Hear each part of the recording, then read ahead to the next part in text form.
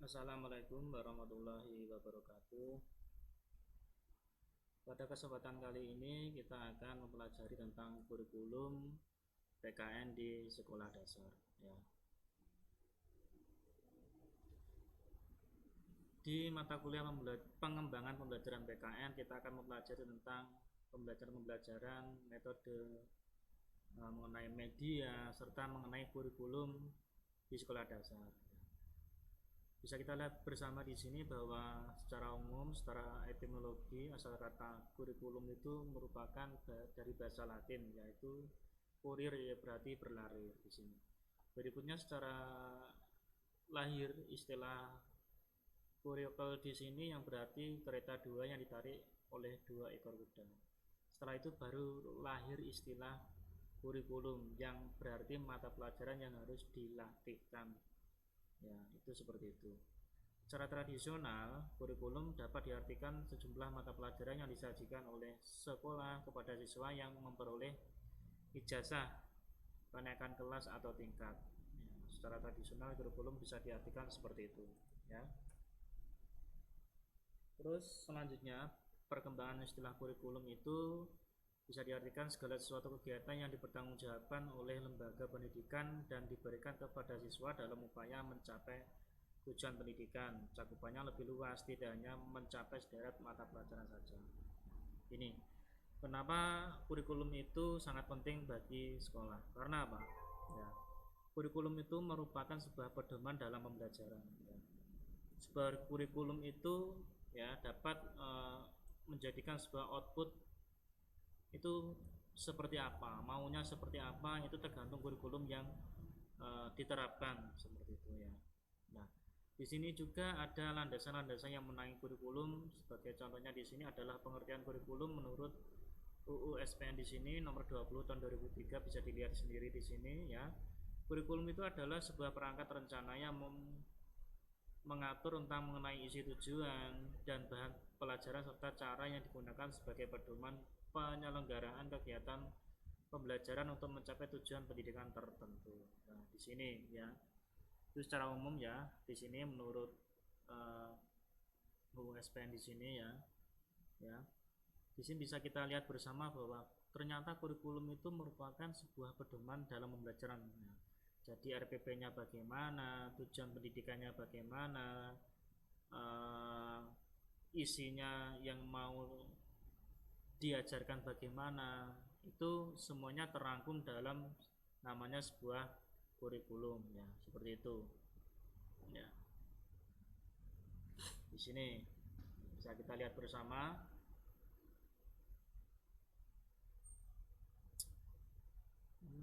Terus selanjutnya dimensi pengertian kurikulum di sini. Kurikulum sebagai ide, kurikulum sebagai buah pikiran para ahli ya. Kurikulum sebagai rencana tertulis sebagai pegangan guru, berisi materi minimal secara nasional atau bahan minimal secara nasional sehingga guru masih ada kesempatan untuk mengembangkan. Nah, sebuah ide pembelajaran, sebuah ide sebuah dari kerangka pendidikan ya di sini. Jadi paling tidak ya memang kurikulum tidak sesempurna itu, paling tidak di sini diberikan kesempatan ya, secara fleksibel guru masih bisa untuk mengembangkan sesuai daerahnya, secara letak geografisnya, apalagi di Indonesia dengan berbagai kurikulum yang sudah berganti menyesuaikan dengan tingkat perkembangan zaman. Contohnya seperti itu ya, sebuah ide gagasan pikiran dari ahli. Kurikulum sebagai kegiatan merupakan hasil terjemahan guru operasional tentang kurikulum di lapangan berdasarkan pada kurikulum sebagai ide atau sebagai rencana tertulis. Faktor kemampuan, pengalaman, dan sarana sekolah cukup menentukan. Nah, di sini walaupun kurikulumnya sudah bagus, sudah namanya sebuah konsep, itu paling tidak pasti dibuat ke arah yang bagus, ke arah yang sempurna seperti itu. Tapi dalam operasionalnya di sini semua pasti ada kendala-kendalanya, mungkin sarana prasarananya, SDM-nya, nah itu muridnya atau peserta didiknya, letak geografisnya seperti itu. Sebagai contohnya sekarang eh, pembelajaran di era pandemi adalah pembelajaran daring, khususnya di sekolah dasar itu kan terkendala beberapa sarana prasarana. Salah satunya adalah jaringan internet, mungkin juga gadgetnya atau HP-nya, ada yang memiliki, ada yang tidak. Biasanya pasti hampir semua memiliki, tetapi kan yang memiliki pasti biasanya orang tua. Apalagi pembelajarannya kan di pagi hari, orang tuanya mungkin bekerja, nah seperti itu tidak bisa maksimal seperti itu. Punya handphone atau punya HP, kuota tidak ada, nah tidak bisa lagi. Nah, seperti itu juga pasti banyak kendala-kendala yang akan dihadapi lah seperti itu. Selanjutnya, kurikulum sebagai hasil belajar berupa pengetahuan, keterampilan, sikap dan sebagainya, baik yang bersifat sementara maupun tetap.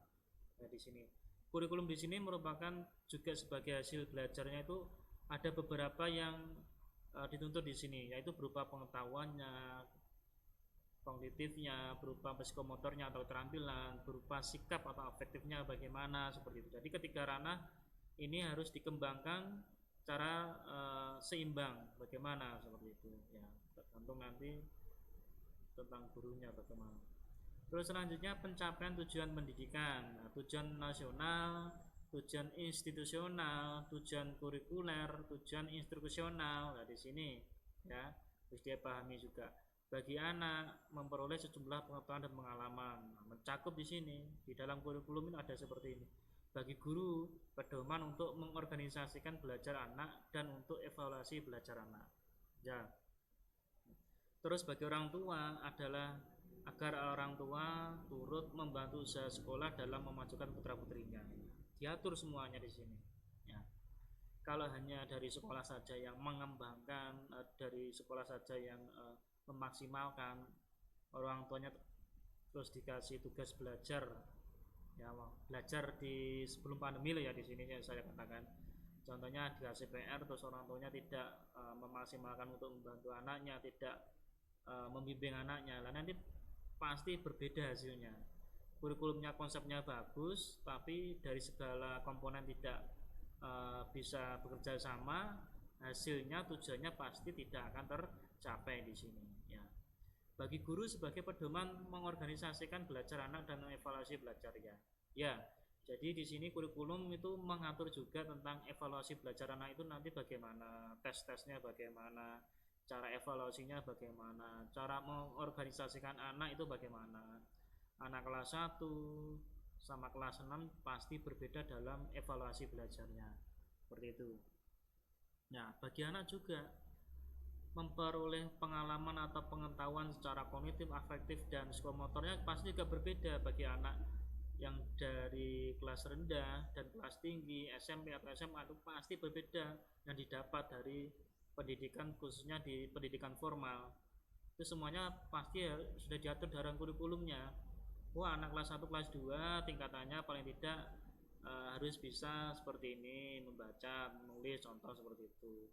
Oh, kelas 4, kelas 5, kelas 6 tingkatannya harus paling tidak minimal harus pengetahuan yang didapat seperti ini, seperti ini. Itu harus ada dan paling tidak minimal harus bisa dilaksanakan. Ya, fungsi kurikulum.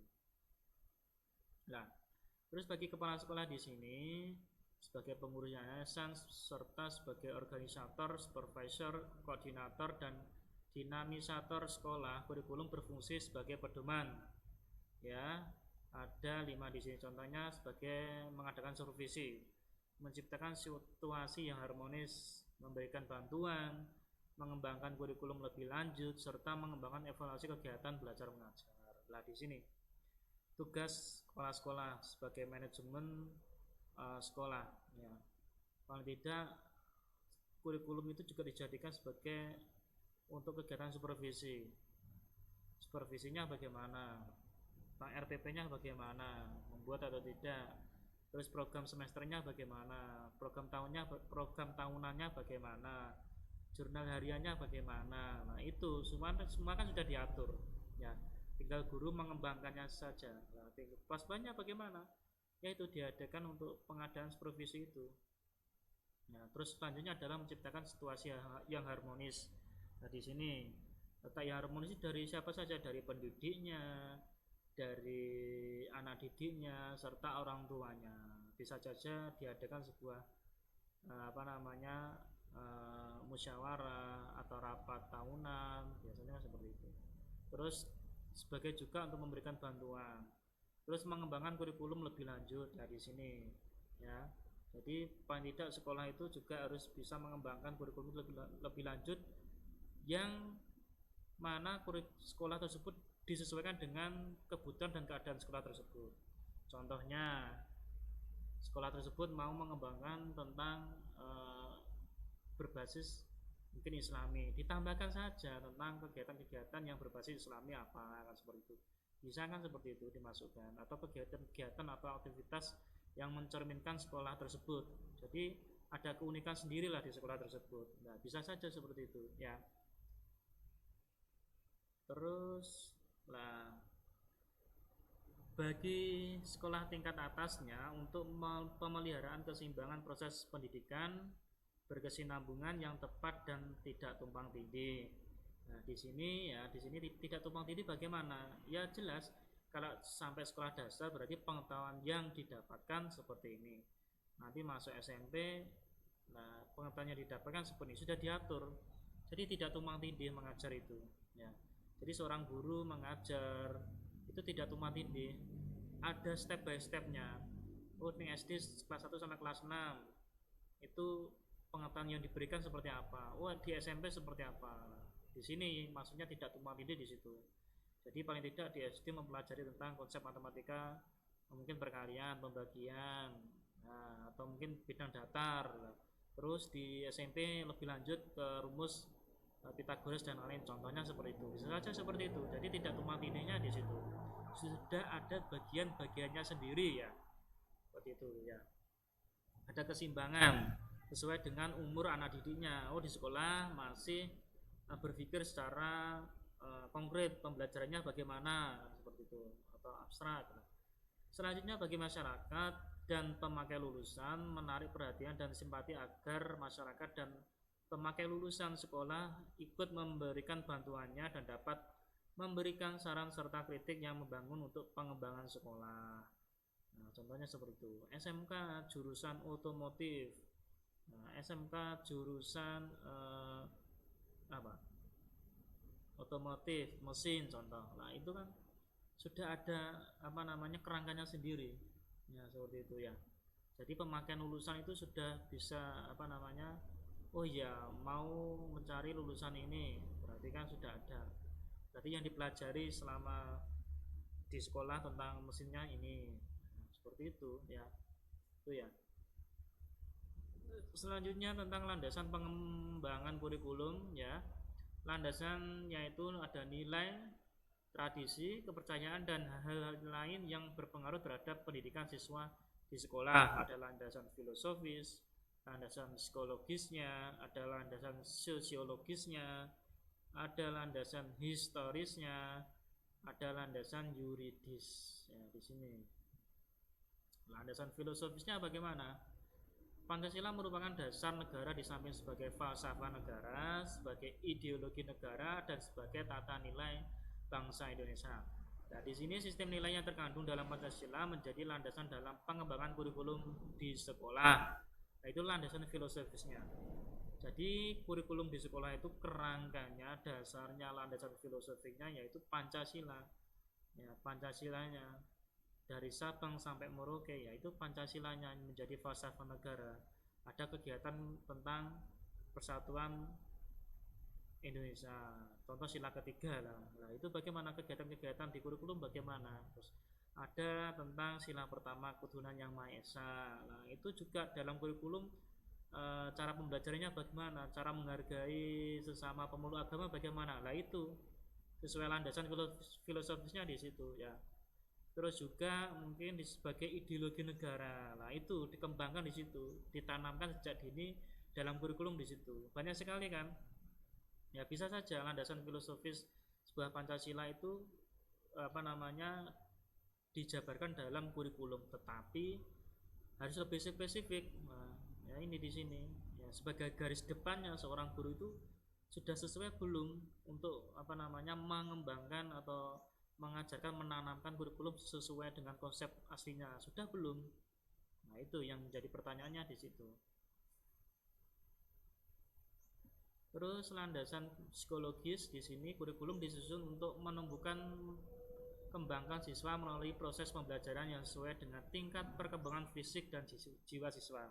Yang saya katakan tadi ya, bahwa sesuai dengan perkembangan fisik dan jiwa siswa. Contoh kelas 1, baru TK masuk kelas 1, langsung diajari tentang perkalian. Nah, terus bagaimana itu? Sesuai atau tidak? Kan seperti itu. Di TK biasanya pembelajaran atau lebih ke bermain, belajar sambil bermain seperti itu. Terus masuk kelas 1 kalau langsung diberikan perkalian, sesuai atau tidak? Nah, itu. Jadi di sini kurikulum itu menyesuaikan dengan tingkat perkembangan fisik dan jiwa siswanya. Ke kelas 1 itu masa transisi dari TK ke kelas 1 bagaimana seharusnya. Nah, itu. Landasan psikologisnya tinggal dari situ juga. Anak SD sama SMA beda yang dipelajari. Ya, di SMA mungkin atau di SMP ada pembelajaran atau mata pelajaran kimia, mungkin biologi atau apa. Di SD bagaimana? Kan secara umum IPA-nya. Nah, seperti itu. Secara umum kan, apalagi sekarang tema. Itu ya, seperti itu. Tidak apa namanya lebih spesifiknya mungkin di pembelajaran tingkat kelas atasnya. Seperti itu ya. Landasan psikologis terkait dengan bagaimana siswa belajar, faktor-faktor apa yang mempengaruhi dalam proses pembelajaran, teori-teori pembelajaran mana yang sesuai dengan kebutuhan siswa dan tuntutan kurikulum lah di sini. Ya, disesuaikan lah. Tergantung gurunya juga. Konsepnya sudah ada dalam kurikulum. Guru mengajarnya bagaimana? Nah, itu ya. Itu nanti bisa disesuaikan dengan keadaan anak didiknya. Keadaan anak didik di perkotaan, di desa, atau mungkin di pinggiran, itu kan juga berbeda-beda tergantung pengemasannya, pembelajarannya bagaimana kan itu. Terus juga landasan sosiologis. Nah, di sini sekolah itu didirikan tidak lepas dari hubungan dengan masyarakat ya, dengan lingkungan sosial di suatu negara. Tidak bisa sekolah itu berdiri sendiri tanpa masyarakat. Nanti yang bersekolah kan siapa? Kan seperti itu. Terus sekolah diharapkan mengembangkan, mewariskan nilai-nilai luhur, norma-norma kehidupan dan kebudayaan kepada generasi muda yang melahirkan masyarakat yang berkualitas dan berkemampuan tinggi. Nah, di sini jadi sekolah itu juga diharapkan mewariskan nilai-nilai luhur, bukan hanya kognitifnya saja, tetapi juga dari faktor kebudayaannya, nilai-nilai luhur, norma-norma kehidupan di situ. Diharapkan seperti itu ya.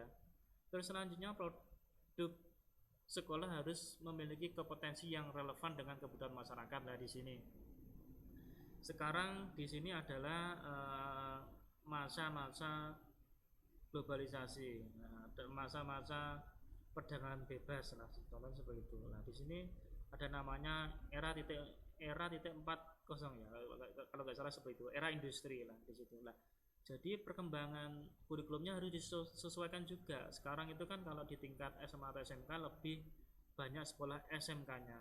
Contohnya kalau sekolah SMK itu banyak tapi SMK-nya sedikit. Karena apa? Nah, sekarang diharapkan lulusan-lulusan SMK itu siap kerja, sudah diarahkan, sudah dispesialisasikan, ada jurusan A, B, C dan selanjutnya. Nah, itu sesuai dengan kebutuhan atau relevansi kebutuhan masyarakat yang ada. Contohnya di Indonesia, butuhnya mayoritas tentang apa lah di situ nanti. Atau mungkin sekarang banyak kebutuhan tentang kompetensi bidang kerja apa, nah, di situ diarahkan. Jadi diarahkan memang di SMK itu memang siap kerja, beda dengan di SMA. Nah, seperti itu ya, sasarannya sosiologisnya seperti itu, siap kerja dan mampu sesuai bidangnya masing-masing. Nah, itu. Terus secara landasan historisnya, pengembangan kurikulum dari waktu ke waktu senantiasa melandaskan pada evaluasi pelaksanaan kurikulum sebelumnya, pasti ya. Sisi kelemahan, kendala dan sisi baik suatu kurikulum dijadikan sebagai acuan yang berharga untuk pengembangan kurikulum berikutnya. Misal kurikulum 68 ke kurikulum 75, kurikulum 94 ke 2004, terus ke kurikulum 2006 dan sampai sekarang ke kurikulum 2013 dan selanjutnya seperti itu. Pasti kelemahan-kelemahan dari yang pernah ada disempurnakan di kurikulum yang selanjutnya. Landasan yuridisnya di sini pada dasarnya kurikulum merupakan produk yuridis yang ditetapkan melalui Kemendiknas, keputusan Menteri Pendidikan Nasional yang ditetapkan. Jadi kurikulum tidak bisa dibuat sendiri di sekolah itu. Kalau sudah kebijakan nasional sudah ditetapkan menteri, ya sudah dilaksanakan secara nasional. Pengembangan kurikulum di NKRI Undang-Undang Dasar 45 di sini, peraturan perundang-undangan, UU Singdiknas, UU Otonomi Daerah, SK dari Mendiknas, SK Dikti dan Perda dan sebagainya. Jadi ada landasan-landasan yuridisnya yang mengikat tentang kurikulum tersebut dan harus dilaksanakan. Itu ya. Untuk lebih lanjutnya nanti bisa dipelajari sendiri tentang prinsip-prinsip kurikulum.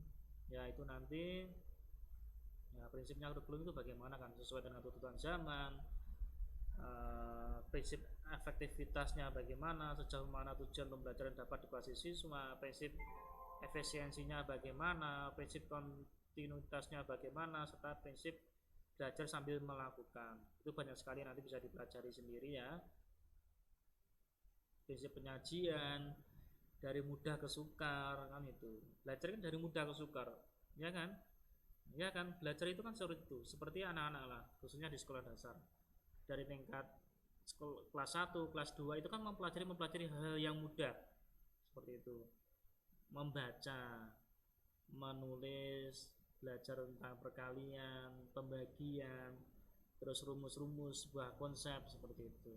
Nah, dari sederhana ke rumit, dari konkret ke abstrak, dari lingkungan terdekat ke lingkungan yang luas atau lingkungan masyarakat. Nah, seperti itu. Karena apa? Memang belajar itu dari lingkungan terdekat sampai ke lingkungan yang luas. Karena disiapkan nanti, dipersiapkan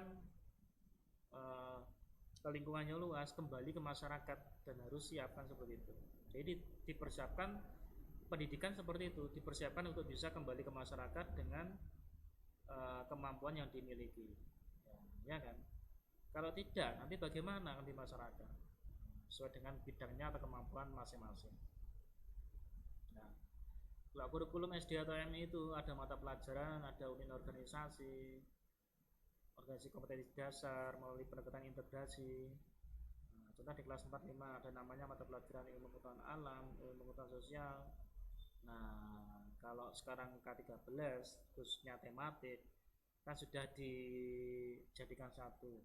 Tapi pasti ada KD-KD yang menaungi tentang mata pelajaran tersebut ya. Tuh. Ya, tujuan pendidikan nasional paling tidak harus tahu di sini ya. Nah, lanjutkan, berilmu cakap, kritis, kreatif, inovatif, sehat, mandiri dan percaya diri, toleran, peka sosial, demokratis dan bertanggung jawab. Nah, itu secara sempurnanya atau secara harapannya memang seperti itu. Dari situ itu tujuan nasional pendidikan seperti itu. Beriman dan bertakwa kepada Tuhan Yang Maha Esa, berakhlak mulia dan berkepribadian luhur. Ya kan, di sekolah pasti diajarkan tentang cara berakhlak mulia itu bagaimana, salah satunya lewat pendisiplinan diri, contohnya lewat upacara setiap hari Senin dan lain-lain. Berilmu, cakap, kritis, kreatif dan inovatif. Nah, caranya di sekolah bagaimana itu banyak sekali kan. Itu cara nasional pendidikan tujuannya seperti ini ya. Nah, struktur kurikulum di sini ya, struktur kurikulum adalah juga gambaran mengenai penerapan prinsip kurikulum mengenai posisi seorang peserta didik dalam menyelesaikan pembelajaran di suatu atau jenjang pendidikan. Jadi ada step by stepnya yang saya katakan tadi. Nah, selain kegiatan intra seperti yang tercantum dalam struktur kurikulum, ada namanya kegiatan ekstra, antara lain pramuka, atau mungkin ada usaha kegiatan sekolah, atau mungkin ada palang merah remaja dan lain-lain. Banyak sekali lah, bisa sesuai dengan sekolahnya masing-masing itu. Oke, itu saja yang dapat saya sampaikan yang untuk pertemuan kali ini. Yang lain itu nanti bisa dipelajari lebih lanjut. Nah, ya, intinya seperti itu. Nah, terus untuk respon dari pembelajaran kali ini bagaimana Pak? Nah, seperti itu. Ya. Untuk kali ini biasanya saya memang melakukan diskusi, nanti diskusi di grup. Oke, nanti lebih lanjutnya akan saya infokan lebih lanjut di grup, di WA ataupun di Google Classroom. Terima kasih untuk hari ini, perkuliahan hari ini saya cukupi sekian. Wassalamualaikum warahmatullahi wabarakatuh.